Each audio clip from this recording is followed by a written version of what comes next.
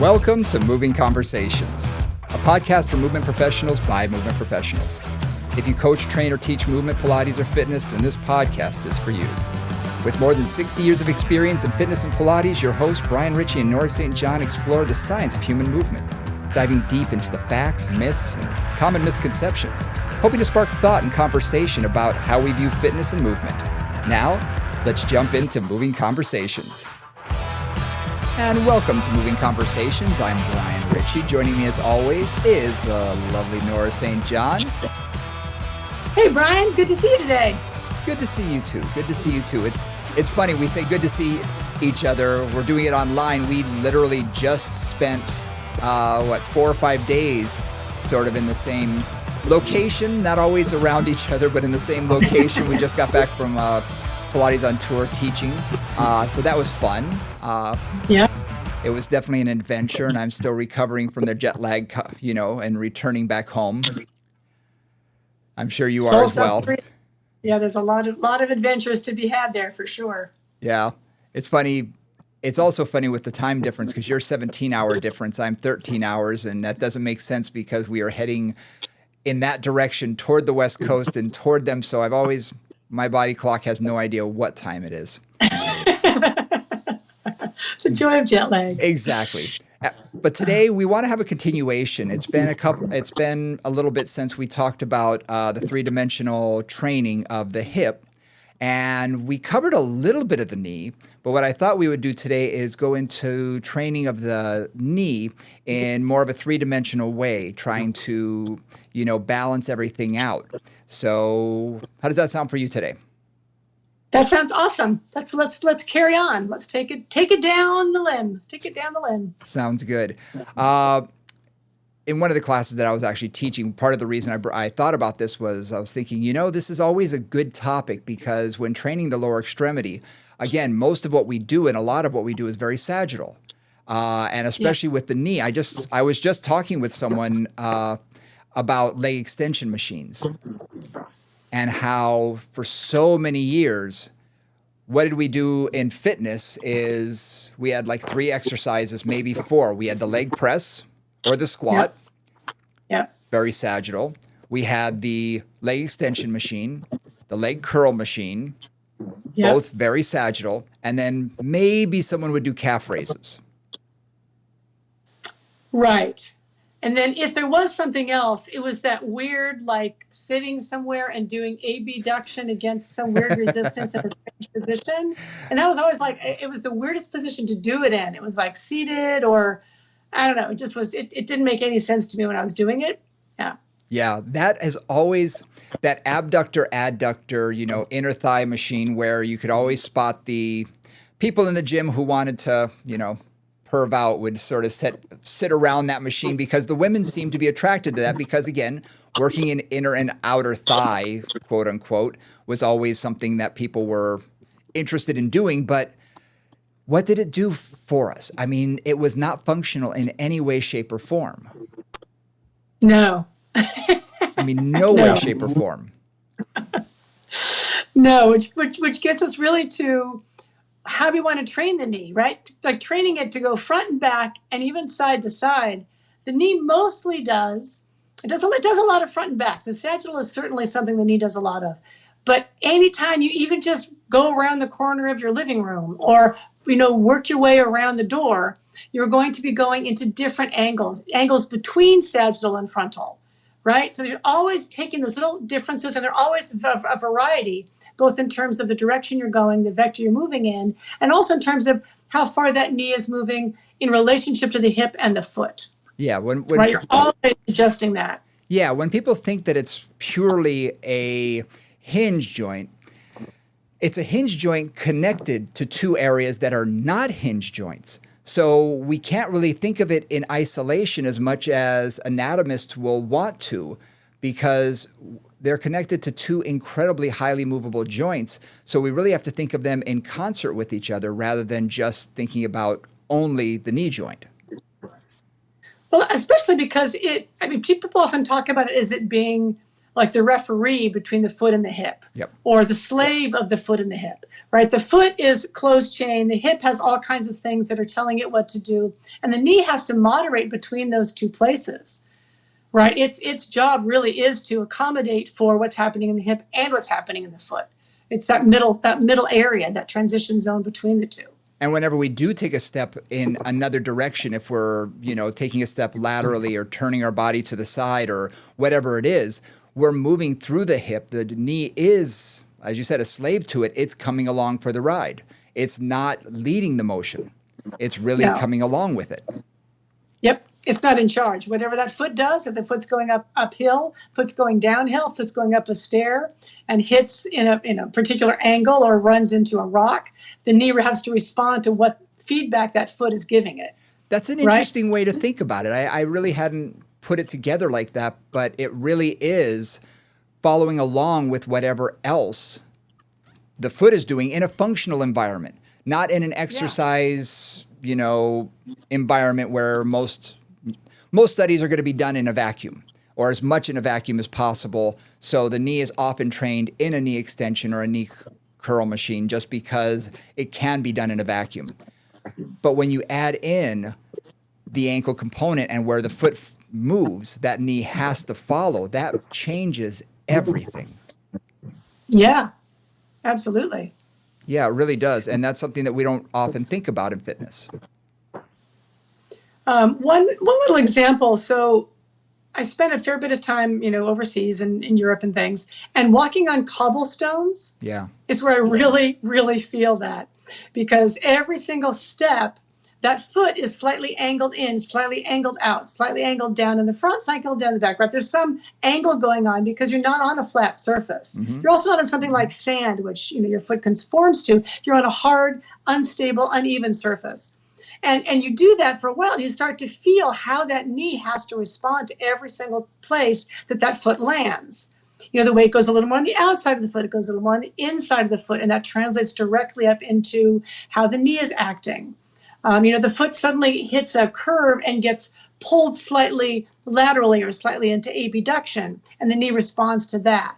So it's just, it is one of those things where every place that the knee or that the foot puts itself, the knee has to respond to. And what's interesting when you say that is I can't tell you how many clients I've had who have traveled, especially to Europe, and not only on the cobblestones, but also in museums and the hardness of the floor, being on marble, being on, not surfaces that they're used to being on, and how that can really change the feeling in the knee. And when they come back, they're not complaining about foot pain. They're complaining about knee pain. Right. That's very interesting. Yeah, exactly. So, that is the intermediary between those two.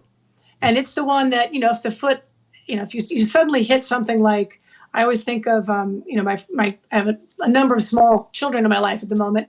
And, you're walking through the house and you suddenly step on or try not to step on a Lego, a small object. And what your whole body does in relationship to that, you don't want to crush it. You don't want to hurt your foot. So, you may roll to the outside of your knee. You may suddenly feel like a stress actually more in the knee even than in the ankle or the foot. Yeah. Just from having to avoid that. Or if you've got a small dog that runs under your feet, that feeling of moving not just from your foot, but all the way up into the knee. Yeah, that makes a lot of sense because that, my kids aren't that far from that world and having to step around things and pets. We've got a dog. And all of a sudden you go to step over the dog and you realize you're stepping on its tail or something like that. And you're suddenly, trying to come off of it and you roll and your ankle is doing funky things. And you're right. It's the knee that often will compensate and will feel that. So thinking about that from a three-dimensional angle, the knee, a lot of, I think, our philosophies, we've talked about this before, is our goal with the knee, our goal with any training really, but with the knee specifically, is to have it able to accommodate any of those sudden changes in angle, in position, in force moving through it. Right? Really, ideally, it is a relatively flexible intermediary between the foot and the hip. And it can tolerate a lot of different angles, a lot of different vectors of force moving through it. right? That's kind of what we're aiming for a healthy knee to be able to do, so that you can take that sudden step sideways or something to avoid something, and your knee goes, yeah, that's fine, I got that. Or if you're more of an athletic pursuit, if you're running through a field and you're dodging, dodging balls or dodging players or dodging something, that ability to quickly respond, moving that knee in all different directions and having it be able to do that and to be able to do that gracefully and with strength is what we're aiming for. And when you watch someone who's participating in a sport like soccer, where there's a ton of pivoting, twisting, turning, your knee has to respond in all those different directions, all those different vectors, and force coming at you from so many different directions, because even though we're moving in one direction, when they're moving, or a baseball player going, trying to steal second, they're doing it laterally, but it's not a pure lateral motion because their body has to change from lateral to sagittal and then dodge something. And there's a lot that goes on that is reactive within the joint. As we mentioned a little bit last time, if you ever look at sports photography and you just look at stills of people running down the field, tennis players, anybody, football players, you'll see the crazy positions that their knees are in to accomplish the task they're trying to accomplish. Yep. That knee is not over the toe. It's not lined up in a sagittal plane. It's like the foot is over here. The knee is way inside it.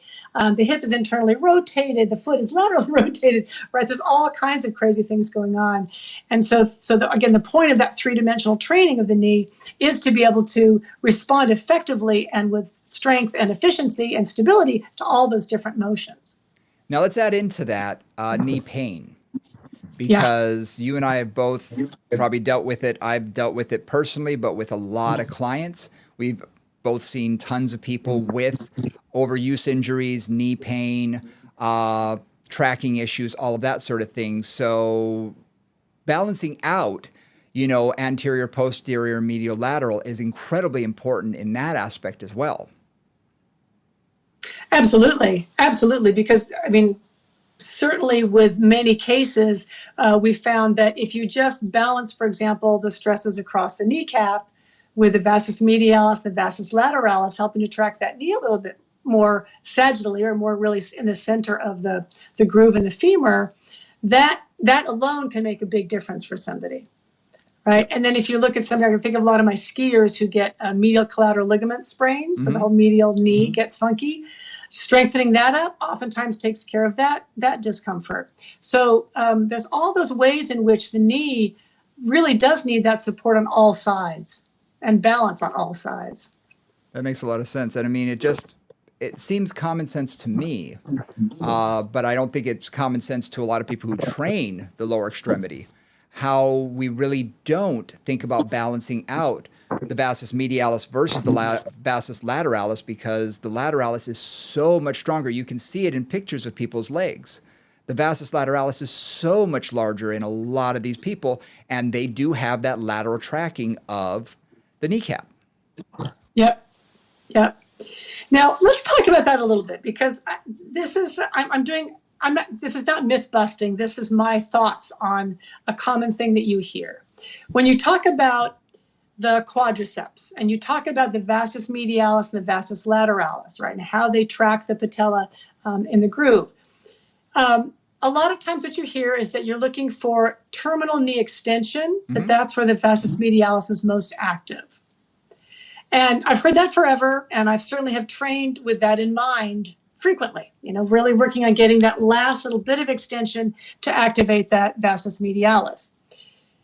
But then one day, I was looking at some of my clients, both horseback riders and cyclists, high-level cyclists, both of whom work with slight internal rotation of the femur to grip the horse or to make yourself as aerodynamic as possible in the bike.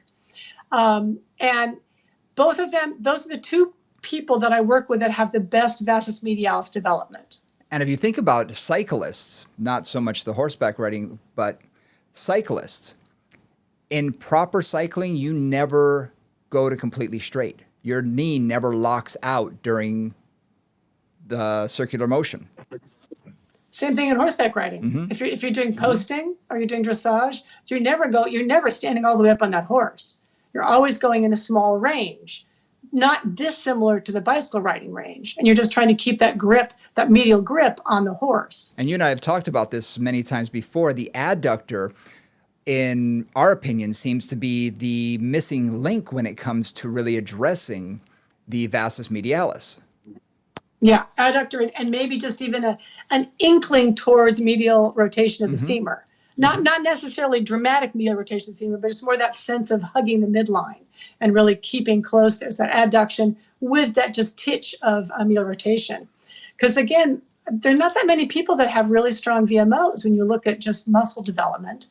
And those two groups, the only two that I found that seem to develop it without doing much work, without consciously working on it. So those activities are what are developing those muscles. Whereas dancers who are, losing their legs an awful lot and using terminal knee extension much more consistently than a lot of other people, I would say, just because of the aesthetics of the sport, often have no VMO whatsoever. A lot of the dancers I work with have the weakest VMOs I've ever seen. And what do? They work in external rotation, but they do work in a lot of terminal knee extension. So that's where I put together that adductor and knee work are really combined to get that vastus medialis stronger and balance out the lateralis. And what I find funny is for years and years, when they talked about bodybuilding and using that leg extension machine, if you wanted to get that VMO, what did you do? You turned your toes out. You externally rotated the toes to 45 degrees in order to get it, because it looks like it's what's facing upward. So everybody's mindset, and I still hear this from people all the time saying, oh, well, I turn my toes out when I do that to get more VMO. And I think that is quite possibly the easiest way to damage the knee in that machine. But also, you're not getting much VMO because you're externally rotating. Certainly, again, based on looking at what activities develop what muscles, external rotation has not, again, in my experience with a million dancers over the years, shown to develop that VMO very well at all. It's really, again, medial rotation and adduction and keeping those legs really, really parallel that can develop that. And also not always working terminal knee extension, but working in that repeated short flexion extension, not at end range in either place. I think this all came about, as I said earlier, when we think of research being done in a vacuum.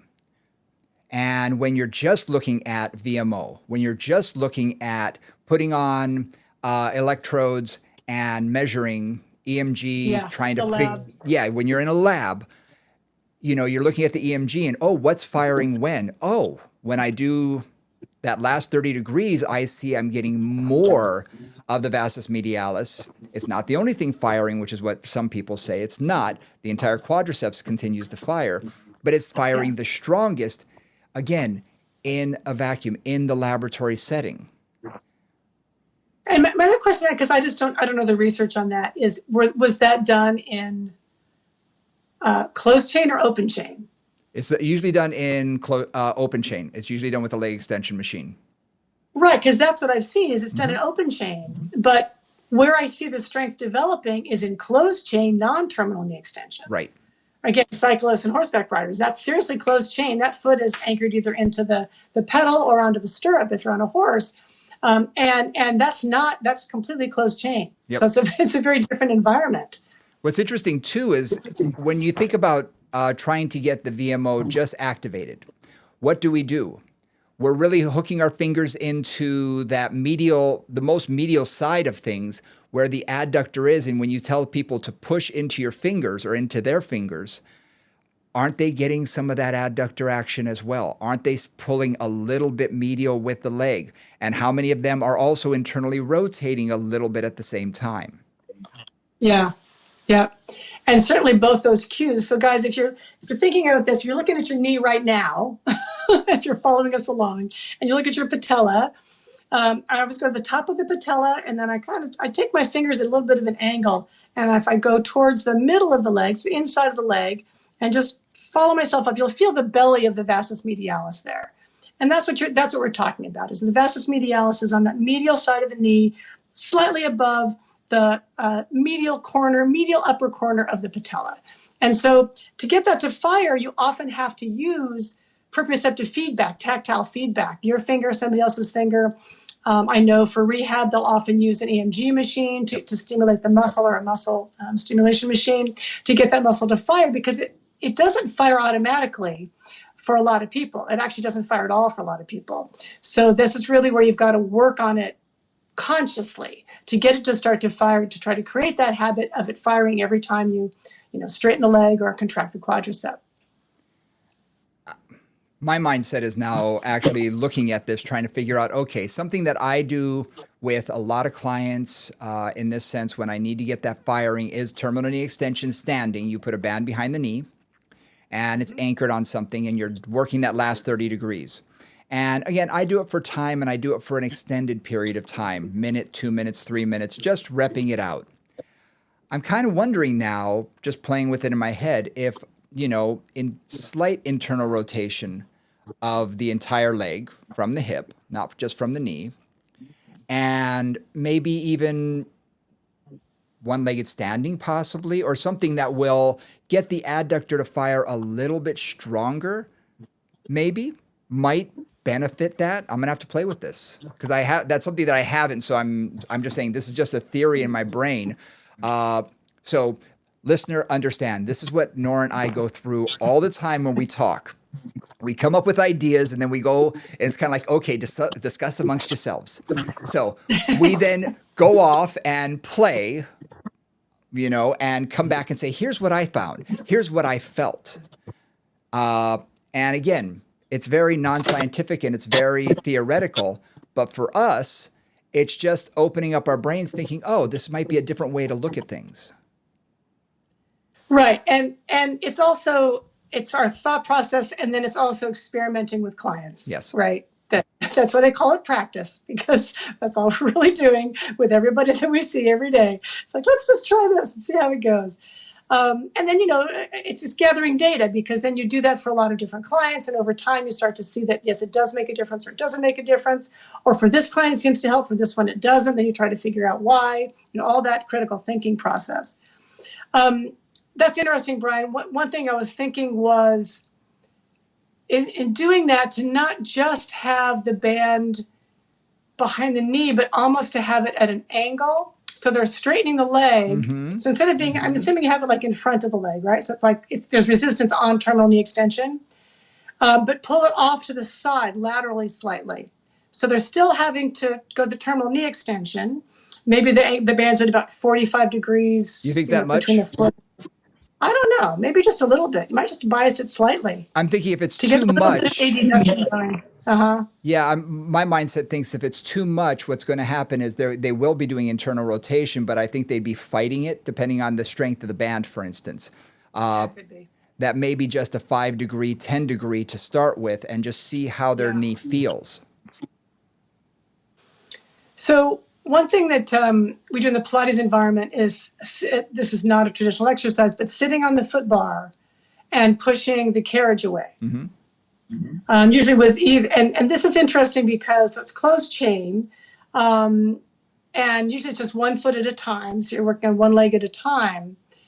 And one thing that I've looked at that is how you place your foot on the carriage has an interesting reaction up into that vastus medialis, and it's different for everybody. So for some clients, I put their foot flat on the carriage, and they're pushing out with their whole foot. Usually I have to put a sticky under there or something so it doesn't slide, right? And they're pushing out with their whole foot. Sometimes that will really activate that vastus medialis. For other clients, I'll kind of put the center of the heel on the front edge of the carriage and push out, and that activates it. For others, I'll actually have them put the ball of the foot on the carriage, on the front edge of the carriage, and push that out. And with all of those, I will focus to some extent or other, either with tactile feedback or just with verbal cueing, on the medial side of the foot. So pushing through the big toe, pushing through the medial side of the heel, pushing through the whole foot, but really feeling like that inner thigh is what you're working on, or the inner side is what you're working on. And then if that doesn't work, because one of those usually works, if one of those doesn't work as well, then that slight internal rotation, very slight, really just, tiny angle in. Interesting. Because again, it's closed chain, and I don't necessarily work full range. So it's, it's like being on a horse, like being on a bicycle. That's kind of what I'm trying to recreate with that, is just that work, and trying to keep the VMO going as much through the whole work as much as you can. So not just in that terminal phase, but through that in-between phase. I find that interesting because when you focus on different parts of the foot, naturally we begin to think of the more heel we use, we're going to get more hamstring, more glutes, we're going to get posterior chain. The more on the toe you are, the more you're going to get pure quadricep and really within that patella. And a lot of people will feel that patella. So I almost think that doing it on the toe would activate, with a light resistance, might activate a little bit more of the VMO. But you're saying even the heel, depending on the person, might feel it completely differently. I find it varies a lot because, again, I'm just sitting there with my finger in that VMO, seeing if it's going, and any of those foot positions will work for somebody. The heel is the most common one, actually, that works. The ball of the foot's another one, and sometimes the flat foot works best. So it's something that I just work with the client and see which one is most effective. Yeah. So so much. I'm not sure exactly what all is going on there. Some of it is that I think that balance between the quadriceps and the hamstrings, with any kind of flexion extension of the knee. And some of it is just how their particular musculature fires. Let's dive into this a little bit when it comes to knee tracking issues, because that's what we find happens a lot, is we have a lateral tracking of the knee. And what was interesting is in this class that I was just teaching this past weekend, the first question everybody has is, well, how can I tell? How can I tell if I'm having that lateral tracking issue? So I think it'd be a good idea for us to walk some people through this so that they can visually see on their own bodies whether or not they have that lateral tracking, but with the caveat that just because you see a lateral tracking does not mean that person is going to, there's not a 100% cause and effect, because I've got both knees that are laterally tracking and I don't have knee pain. Yeah. So how I typically do that is seated with both legs straight. So, you may have to sit up a little bit or something, because I do want the legs straight for this. I do too. And then I usually put what I do is I have both my fingers gently at the top corners of the patella. Right, just gently, just so I can kind of see what's happening there. And then contract the quadricep, so pull up the kneecap, if you will, and then see what kind of line that patella makes. And it's usually pretty obvious once I show this to people. They can usually tell pretty easily, like, oh, my mind has been laterally tracking for my entire life. It gets better. It's getting better with a lot of strengthening on that VMO, but it took a long time. And just notice. And a lot of people just go straight up. Like, you'll see it's just a straight line. They just pull it and it comes right up in line with the hip. Other people, it will go laterally. And sometimes it goes really radically laterally. And changing the firing pattern may not change that much. Again, to your point, a lot of people have lateral tracking and don't have any particular knee issues. I know for me, I do have knee issues unless I keep that VMO really strong. If I do, then everything's fine. As soon as it gets weak, my knees will be irritable again. I get it a little stronger again, and it goes away. So it's a pretty direct line on that. Interesting. But it's, Because even for me, growing up, I was on my bike that was my primary mode of transportation. Coming from Hawaii, small island, for me, always on my bike. By the time I was in college, doing 20 to 30 miles a day was not uncommon, a lot of hills. And for me, my vastus medialis is you can see it. It's very much there. It's very apparent. So for me, I have quite a bit of hypertrophy there.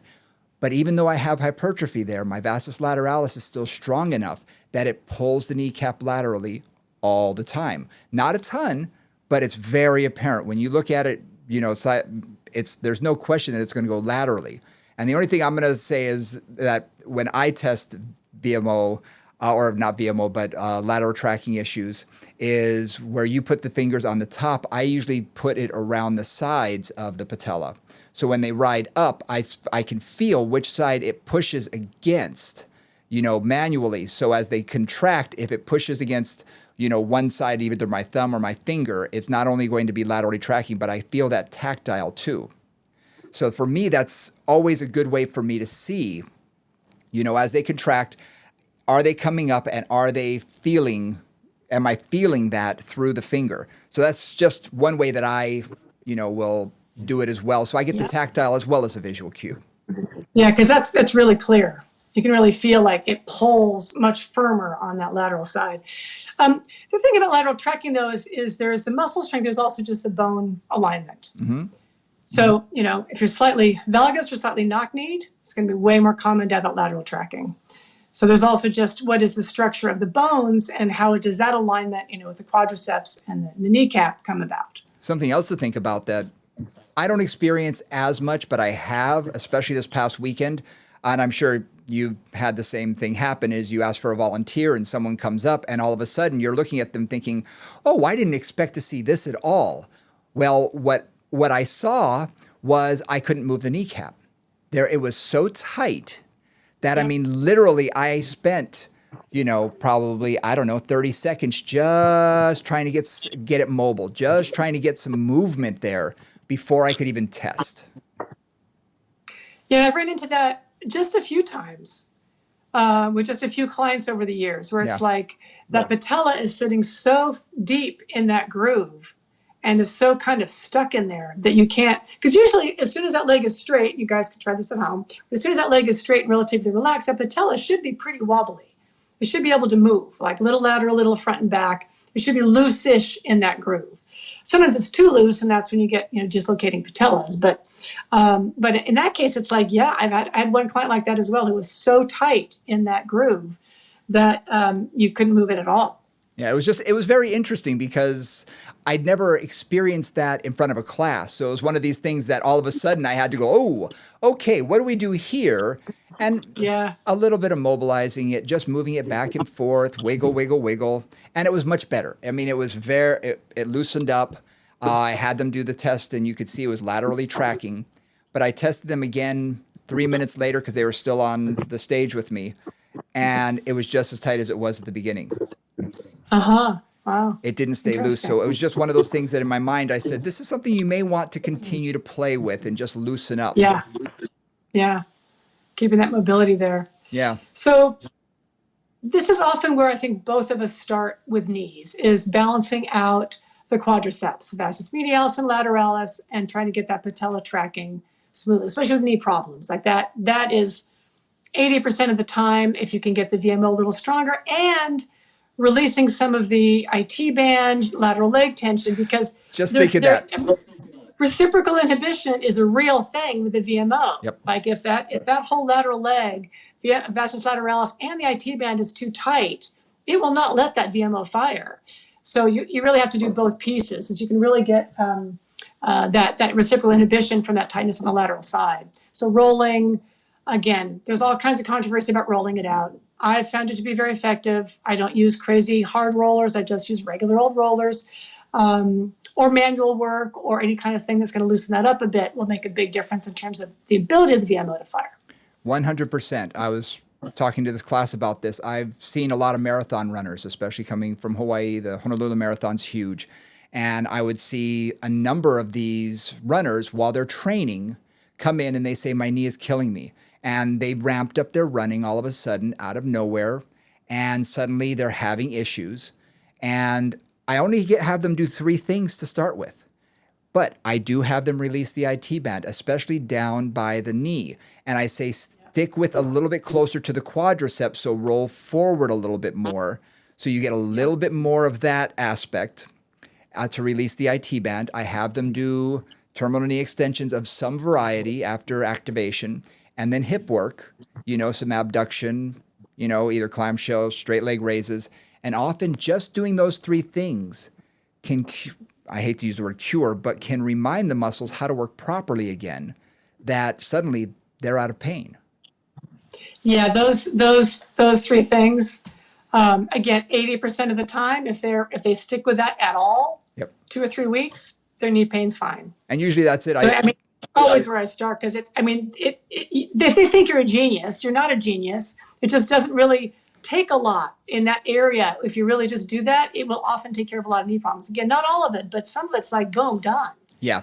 And that's the thing that I found is I'd make a second appointment for them in, 2 weeks. And almost everybody would cancel just because Yeah. it doesn't hurt anymore. I don't think I need to come in. It doesn't hurt. I'm like, good. Just keep doing what you're doing. Right. You're fine. Exactly. Now, we also have a lot of things that are not quite so successful and a little more complicated. So again, that vascular medialis, that's our first place we start. Now, the next thing that I'm going to bring up is balance of the hamstrings. Yes. Which I just find is interesting. So there's a medial and a lateral hamstring, right? Medial hamstrings are semimembranosus and our semitendinosus come down to the back of the knee and then also down onto the tibia. And then we have our lateral hamstring that comes down onto the fibula, the side of the knee. And those particularly have an influence on the tracking of the tibia relative to the femur. So just like we talked about that lateral side being stronger, if that includes the biceps femoris, the lateral hamstring being a little bit stronger, that will often lead to a lateral rotation of the tibia on the femur, which is pretty common in at least Westerners anyway. And that's when you see someone stand, you can see their feet. Naturally, their kneecap is pointing straight ahead, but their feet are slightly turned out to the side. And you'll also see when I watch somebody run, you'll often see that kind of flick out to the side. Instead of the feet coming straight ahead and the knee driving straight ahead, you'll see like that foot is just like a little cocked out to the side every time they take that step up. It's like it goes to the side and then it comes parallel, goes to the side and then it comes parallel. Other things are going on there too, but some of that too is just, I think that biceps is a little bit stronger. And they may even be running a little turned out, a little less parallel. So in your world, I've got some ideas with this myself, but in your world, trying to balance that out, just the hamstrings, the medial and lateral hamstrings is a very big challenge to get them firing because oftentimes we're just doing some sort of leg curl. And so getting it to fire primarily the medial aspect, the semimembranosus tendinosus, rather than the biceps femoris. How do you do that? How do you sort of attack that? So depending on the situation. So if there's a lot of knee pain, I'm pretty cautious with this because it does, like what I really am trying to do, or what I'm actually doing is rotating the tibia on the femur, which with a lot of knee pain is not necessarily a good idea. But if they can tolerate it, what I'll do is two things. One, I will work with a rotator disc in a seated position. So somebody's seated, knees at roughly a right angle. They've got a rotator disc underneath their foot, typically with no resistance, sometimes with light resistance. And basically, let's say I want to activate the medial hamstring, I'll essentially internally rotate on that. Now, if you don't have rotator disc, if you guys are sitting here listening to this, I can just do this from seated. If I'm seated and I put my hands behind my knee, so right behind my knee, but on the thigh side of my knee, and I just internally rotate my foot from there. So I'm internally rotating the tibia, basically. That will activate my medial hamstring. And you can kind of feel it if you do that. If I take it and I take the foot out, so just sweep the foot into lateral rotation, then I can get more of the biceps femoris. So that's just a simple way to feel the two muscles firing. And then if I'm doing something like a knee curl or a hamstring curl, then if I can, I will just, again, use the foot as my arrow, if you will, and just slightly internally rotate the foot or even have the foot parallel. Many people in especially a really open chain hamstring curl, that lower leg is going to externally rotate, right? It's going to laterally rotate. That foot will be pointing out. So sometimes just trying to bring that foot to parallel or closer to parallel will help to fire that medial hamstring if that's the one that's not firing. See, in my world, one of my favorite things to do is, and this goes by a lot of names, we call them hamstring walks. We have a little mechanic stool that mechanics use around, It rolls around, right? That rolls around and it's short to the ground. I don't want to be too high, which is why I don't like using an office chair, which some people do. I like being a little lower so they get a little bit more knee bend in there.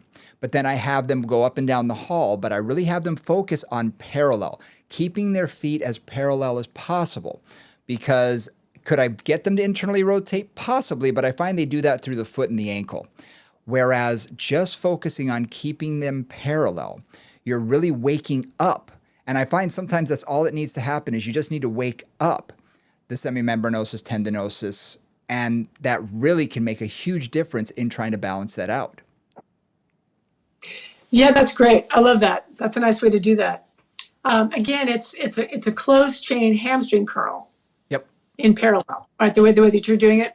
Yeah, and I'll do that. I mean, on the reformer, I'll do that, or even in something like knee stretch on the reformer, a single leg knee stretch, where I'll just again look at the angle and trying to get the work through the big toe and trying to make sure that foot is really parallel, so it gets into that medial hamstring. Something else to think about is yeah. a standing hamstring curl where you can't use much weight. I find leg weight of like 3 pounds, 5 pounds is more than a lot of people can stand, but having them slightly internally rotate. And when I say slightly, I just tell them, turn your toe in slight, just a little bit, just a little bit. Yeah. Yep. I don't have them do it a lot, but that can also do it, especially if you add in that internal rotation of the femur. Yep. Just slight. And it doesn't have to be much. It's really just almost just, if you think about being parallel, you just let it slide a hair in. Yep. Right. It's really, for me, it's that subtle will really make that difference in terms of what's firing. Yeah. Now, let's not forget the glute complex with that as well. When we talk about balancing out the knee, we've talked about medial to lateral. Okay, we want to make sure the vastus medialis is firing as strong as possible. And again, you're not going to, we don't live in the vacuum, so you're not going to be able to turn off the lateralis, but we want to try and get the medialis to fire as much as possible. We talked about the hamstring side to side, but we also want to talk about the glutes because they really support the knee in so many different ways in getting that co-contraction between the anterior and posterior muscles. Yeah, absolutely. And something I don't think we talked too much about with the hip, but that firing, the sequence of firing between the hamstrings and the glute max particularly, that's just so interesting to me how some people really really don't fire their glute max at all in extension. They just don't. It's like mush. Other people, overfire it. Some people don't really fire their hamstrings that much. Like there's a whole balance there that I find if I can really get that coordination happening between the hamstrings and the glute and that firing pattern going in the right sequence, I get a lot more effective propulsion, more power, more strength, more balance through the hip. And I also get a better ability to stabilize the hip and the femur. Yeah, absolutely. Absolutely. And firing sequence is always a challenge, I find, just because for so many people, the hamstring begins to take over. And we see this in low back pain clients all the time when their glute's not firing nearly strong enough, is the hamstring is overworking. And that's firing way before the glutes are. Yeah. So you're right. Trying to get that sequence is very important. One silly thing that I do, I call it butt popcorn. We talked about butt popcorn. Yes. Yeah. So many clients they're just sleepy, like their glutes are just asleep. And so just having them sitting, and you guys again can try it with us at home, and you just squeeze both your butt cheeks, so you're like going to get a little bit taller, or else you try squeezing one at a time. And you that's why it's called popcorn, because it looks like you're kind of rocking side to side. I've had many clients who cannot fire at all from a seated position. Like those muscles they look at you like, what are you talking about? I don't know what you mean. And so for me, that's often a really simple way to just assess, like, are they firing at all? Can they access them at all or not? And then working on, getting that into how do they take hip extension? Does hip extension start from the glutes? Not usually. Does it start from the hamstrings? Do the glutes ever get involved, or does it really just stay in the hamstring? And you can see that when you watch somebody do, especially a prone hip extension with a bent knee. You can see it with a straight leg lift to the back. You can see it from standing. If they're doing a straight leg hip extension standing, you'll see if that glute fires and when it fires. And what I found, and people have had both opinions on this. So my particular opinion at the moment is if I want to get maximum range in hip extension, I kind of start with the hamstrings and then add the glutes in towards the end. Mm-hmm. A lot of people talked about just fire the glutes first. And it's like, if you can fire the glutes first, but that actually limits some of the ability of the extension in the hip to happen. Interesting. Okay. I can see that. And you can play with that. Like, again, you guys following us at home, if you stand up and you squeeze your butt, and then you try it with a straight leg and try to extend your hip, you'll see how limited it is. It's definitely less range typically there. Whereas if I kind of start that hip extension more from the hamstrings and add the glute in at the end, that adds that last bit of strength at that end range. And that really will allow me to have the maximum range and extension while still getting the strength of the glute involved. And that might it's be, just a thought. yeah, no. And that makes a lot of sense. It might also be why when we see people in a prone position do hip extension, why people can go a lot higher when their knee starts to bend. Not a lot, but just that 10, 15 degrees, they're getting their hamstrings really firing a lot stronger.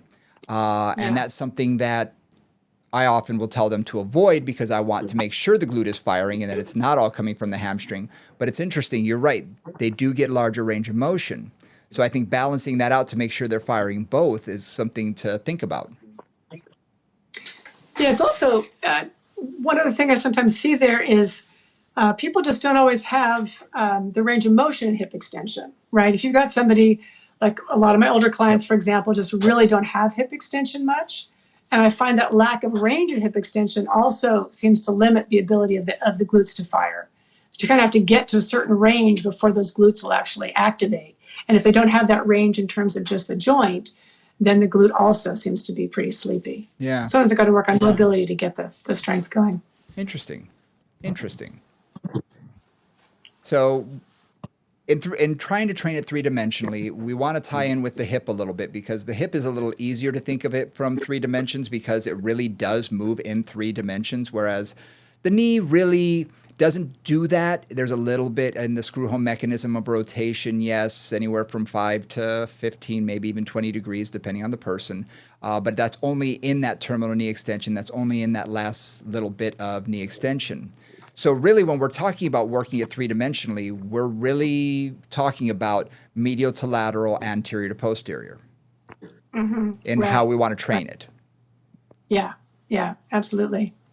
So the other pieces of that are, right, if you look at the knee, and one of the things I love, I've done a lot of dissection of the knee, is looking at how all of the fascial planes from all of the muscles, from the front, the side, the back, come around and create this incredibly wonderful, complex support structure for the kneecap, for the knee, and for the patella.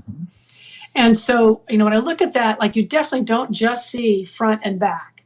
You see all these diagonals coming in from the adductors, from the vastus medialis, from the medial muscles, and from the lateral muscles. And so the other thing we also need to look at is adductor and abductor balance. Yes. Because that, again, if the knee is not sagittal, if it's tracking anywhere out or in, or in any other position, which it does a lot of the time, as we've talked about, you've got to have that support from the hip, right, to make sure that knee is supported in that external rotation or in that medial rotation. Right. I'm thinking about, like, the three that cross the knee, right, that come into our pes anserinus. We've got our sartorius.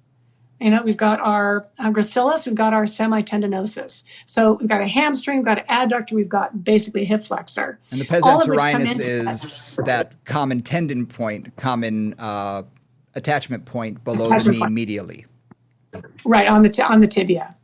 So all three of those, and I always find that interesting because basically you have three muscles. One's a hip flexor, one's a hip extensor, one's an adductor. So they're doing three different things. They're doing the three different actions of that medial side of the knee. And they all come together at the same point. Mm-hmm. So it's just always one of those things like, so I've got to make sure that I balance out, ideally, right, those three poles, because they're trying to get support for the medial knee from all directions. Right, so if I'm externally rotating, my sartorius may be active. If I'm flexed, if I'm extended, if I'm adducted. So whatever's happening, those three poles from the hip down in are going to support that medial knee.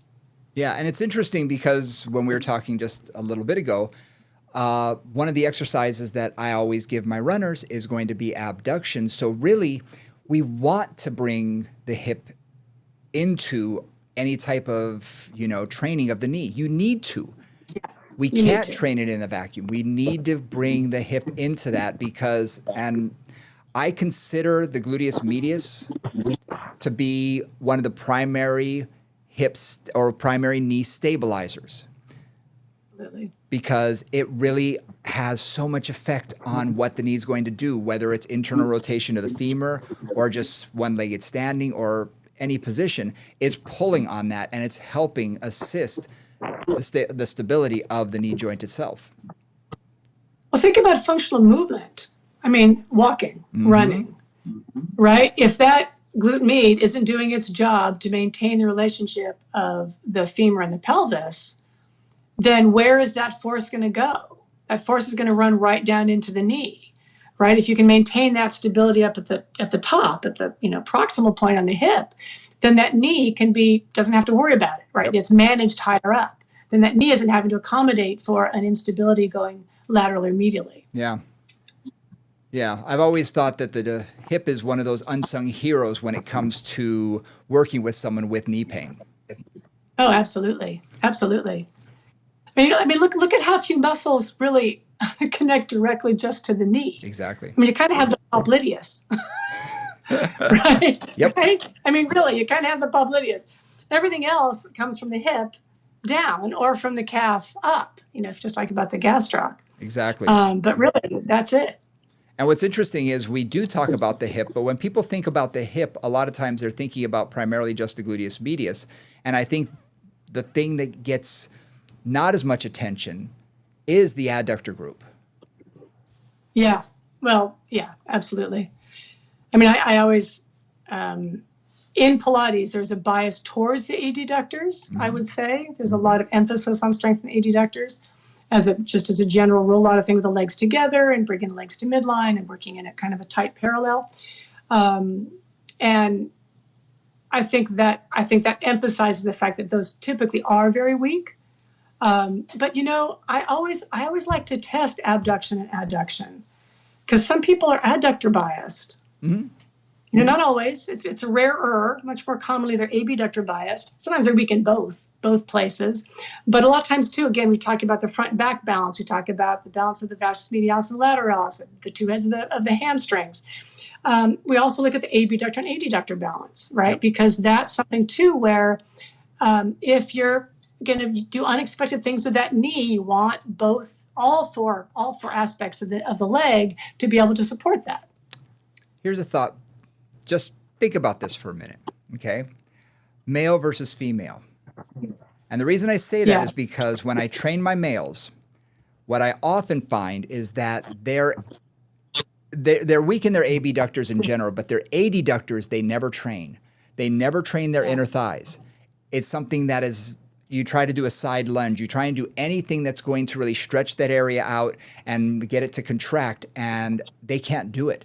They can't do anything straight-legged because it's so tight and so inhibited, whereas they're used to using their glutes. They're used to training that to a certain degree. And in any sport or activity, you're doing a lot of lateral movement and a lot of, side to side. So I wonder if, whereas with dancers, a lot of that bringing to the midline, like you said, and a lot more with women, I'm wondering if that's just more of a focus that they're more, like you said, adductor biased, whereas more men and people who have done more, sports, which would even include females who do things like soccer and all of that, a lot of lateral movement, may be more abductor biased. Again, I'm thinking through my client list. You kind of go through the Rolodex in your head. Yeah. And I think there's certainly some truth in that. But again, I find that abductors and adductors can be randomly weak on different people. Like people that I would think would be adductor biased are not, and vice versa. People that I think should be strong in their abductors versus adductors, not always. So it's more something that I really just assess and kind of go, okay, well, how are your abductors, how are your adductors? And I'm thinking of one client I was just working with where, I had my hands around the outside, so I was just doing a simple manual abductor resistance, isometric and holding, like really strong. And then I went to just put my hands inside her adductor, so I have her squeeze my hands. Mm-hmm. There was nothing there, and she couldn't hold it. It was like she kind of would hold, and then it would just go soft. We're in the middle of an exercise doing this, and there was nothing there. And so I just always check that because it's something that you can't always just see from alignment or from other things. It doesn't always show up in other areas. So I just always like to test those two, and then to work on whichever one is weaker. Makes sense. Makes sense. All right. Well, we do have to wrap things up because I know you have to go today. But let's talk about what's that one exercise that you would consider would be good for the hip or the knee, that's going to that a little bit of a takeaway, whether it be terminal knee extension, whether it's something that's going to balance things out. Give me one. So well, I think we did this last time too, but I'm gonna get a little crazy here. Okay. For three-dimensional work around the knee, certainly all we talked about in terms of the vastus medialis and strengthening that and releasing the lateral leg. I mean, that's just step one. But what I really like to do is I just like to work with whatever footwork I'm doing, whether it's work on the reformer with the foot bar, whether it's standing lunge work or standing squat work. I just play with different angles. It's like, just don't be satisfied with just going parallel. Take that leg turned out, take it slightly turned in, and just play with that. So that's more where I'd go, is just whatever you're doing, don't be satisfied with just one position. Mm-hmm. Just make sure that if you're doing let's say a big wide turned out squat, that's great. Do some of those, then come do like maybe halfway to parallel, and then maybe do a parallel squat, even if it's much smaller. It doesn't have to be low, but just playing with those different angles so that knee gets some preparation and stimulation in different directions. I love it. That's really what I'd say. I love that. And I love that. I'm going to go, I was going to say something very similar, which would be in a squatted position. Every time you do a squat, slightly change your foot position. Yeah. Whether it be sumo squat where the feet are very wide, whether it be narrow, whether it be, halfway in between. But not only that, but maybe one is facing 1 o'clock and the other foot is facing 10 o'clock. So one's turned out a little bit more. Nice. Because I guarantee when I stand up out of this chair, my knees are not my feet are not going to be exactly at the same angle. They're going to be slightly turned slightly turned out in some varying degree. So by training that and maybe doing one set parallel, one set slightly turned out, then one more turned out, one less, and just getting it to move, and maybe even doing a little internal rotation, and I'm only talking a little bit, and really restricting my range of motion, obviously, really getting it from all sides and changing that vector of where it's pulling from. Nice. Love that. I think that's awesome. Yeah, and again, asymmetry, right? Because real life is not symmetrical that way. Not at all. Even if you just are walking straight and want to turn to the right, for example, right? My left foot's going to keep going straight ahead. My right foot's going to turn out to the right, even if it's just a little bit to go around a corner. Yep. And so we're always working in those asymmetrical ways where one leg is facing this way, one leg is facing that way. So I love that. That's really nice addition to put into that and really start to train those differences, those asymmetries. Yeah. Fabulous. And I think asymmetrical training is so important just for reality, real life, functional training. Absolutely. All right. Well, I'm going to let you go. Thank you guys very much for joining us here at Moving Conversations. You can always reach us on our social media. We're at Moving Convos on Instagram. We're also at Moving Convos at gmail.com, so you can reach us there as well. So if you have any questions or comments. And until next time, I'm Brian Ritchie. And I'm Nora St. John. And we'll be seeing you next time. Bye, guys.